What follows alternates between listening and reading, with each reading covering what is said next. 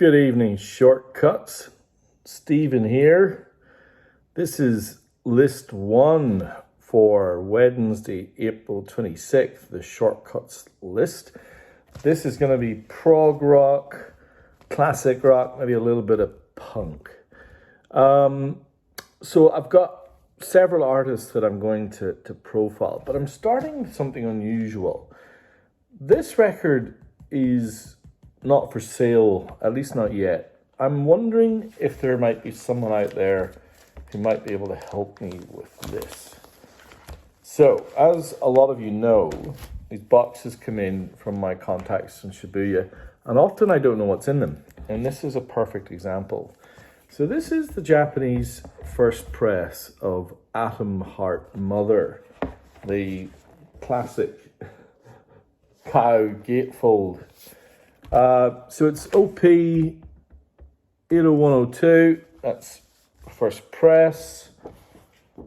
So far so good, includes the magazine, wonderful. Now it gets a bit more interesting because it's also the red translucent vinyl, which I played earlier today and sounds utterly magnificent. Interestingly, for those of you who aren't aware, the Japanese first presses were on the Odeon label. That's fantastic. So I'm pretty delighted with that straight off. But then I saw a piece of card, and when I first saw the card, it looked like that, and then I turned it round.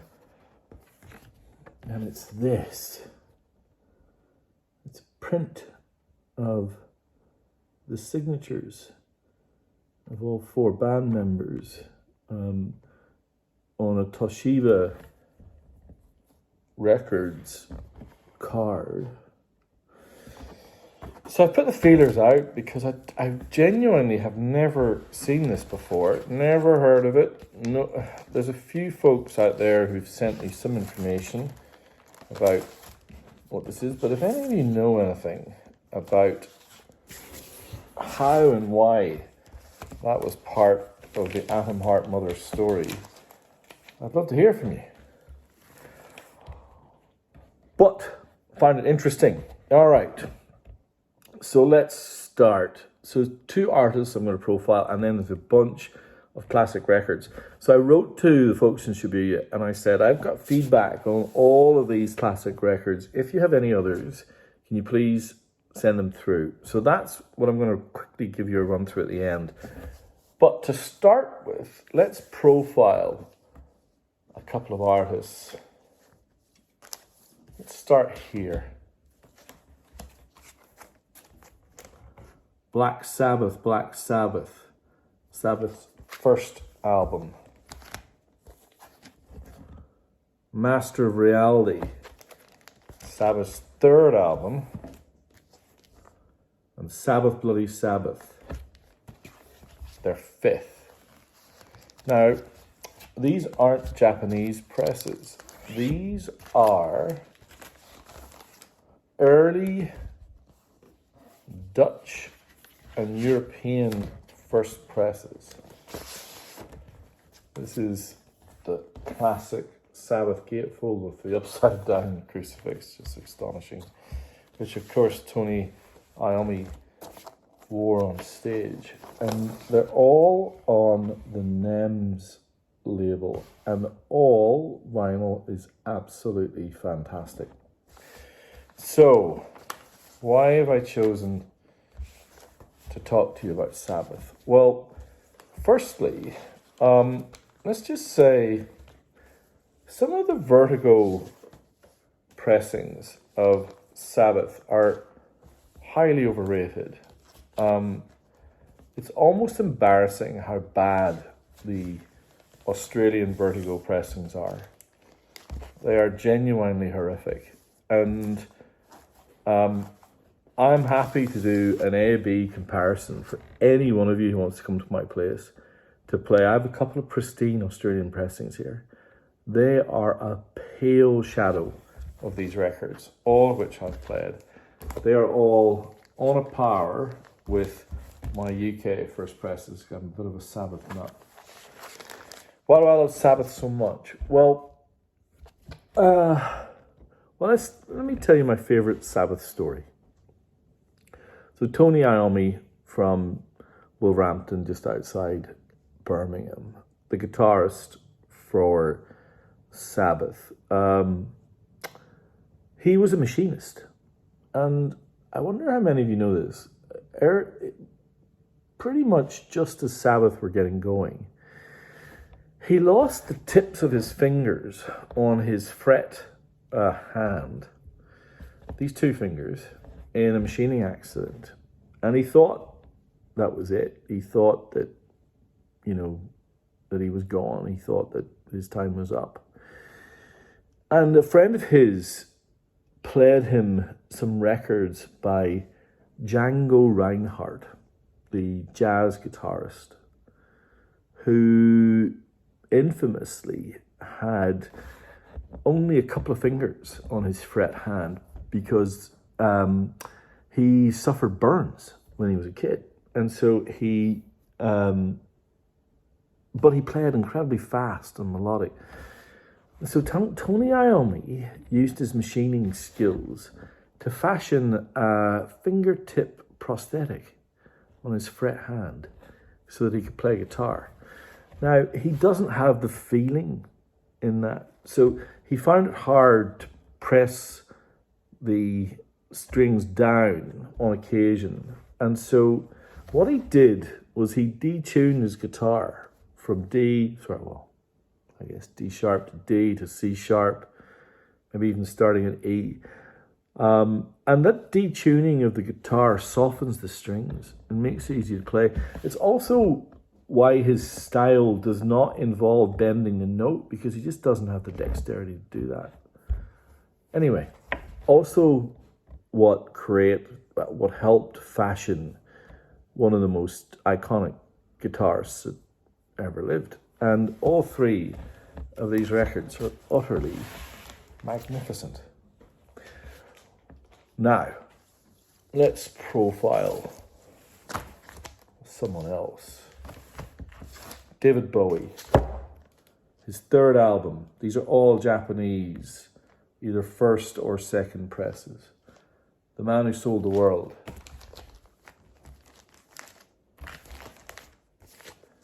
Ziggy Stardust and the Spiders from Mars. And Diamond Dogs. Three of his most iconic 70s recordings, just before he went off to Berlin to make the Berlin trilogy of Low, Heroes and Lodger. My favourite of these three is this, The Man Who Sold the World. This, produced by Tony Visconti, has some of the fattest, deepest bass guitar sounds I've ever heard.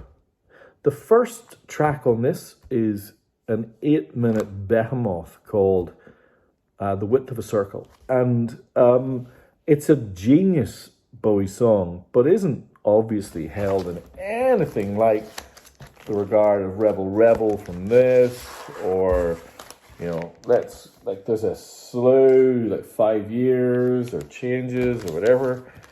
I think that this record, which was his third album, is an undiscovered Bowie gem, hiding in plain sight. Now, Kurt Cobain from Nirvana knew this record, and if you are a fan of his MTV Unplugged, you've heard at least one, maybe two of the songs on The Man Who Sold the World. Ziggy, absolutely iconic. Of course it is. The rise and fall of Ziggy Stardust and the Spiders from Mars will go down in history. Now, Diamond Dogs is maybe more kind of punky and live sounding.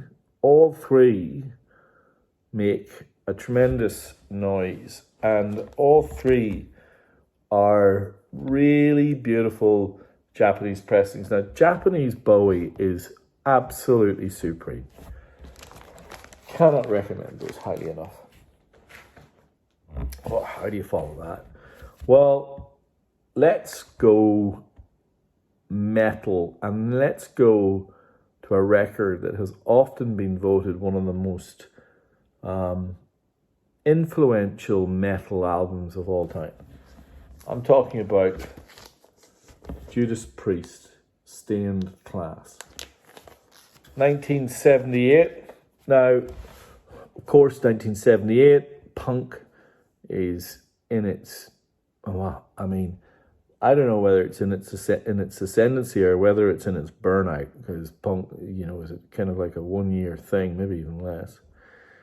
But most of the big, rock acts in 1978 were releasing live albums, like Thin Lizzy and others, UFO. But this tight, riffy, melodic record caught a trend, and maybe isn't their biggest seller, certainly not maybe there are others that folks might pick as a favorite, but is there any that's more influential in terms of what metal became? Stained Class is right up there. Well, I was looking, we got a metal classic, now I've got a blues classic followed by a pop classic. The blues classic I want to talk about is John Lee Hooker's 1960 recording on VJ Records, Travelin'. The first album he made on VJ has a really solid backing band. Albeit they play the backing tracks in maybe not the most dynamic way, but what that allows you to focus on are John Lee Hooker's songs, the playfulness in the lyrics. This record makes me laugh. I love the sleeve. There's some fantastic listening notes on the back. This is the sold out Vinyl Me Please pressing on blue transparent vinyl. I know of at least 3 very happy club members who picked this exact pressing up. Every time I see it, I buy it because it is utterly wonderful. All right. Now you can also see here, that is the official stamp. It is number 74 of 1,000 limited pressings. Maybe before we go to the great pop album, I'm going to talk about a great prog record. So Renaissance are one of my kind of favorite prog / folk bands. This is a UK band. Kind of always had that medieval feel, all the way down to even how they designed their cover art. This is a beautiful pressing of their Novella record. Super melodic, acoustic, beautiful female vocals. In fact, there she is. Really, really cool sound. Talking about female vocals, and that was not a segue that I planned, I promise. ABBA, 4th record, Arrival, Dancing Queen, Knowing Me, Knowing You. This is the Japanese, I think it's the first press, I'll need to double check. Nice little poster with Obi. Beautiful condition, a genuine pop classic. I love it. All right, now I have the opportunity to talk about my personal favorite record in tonight's list. The Kinks have, well, they started out with producing some of the greatest singles of the kind of mid-60s.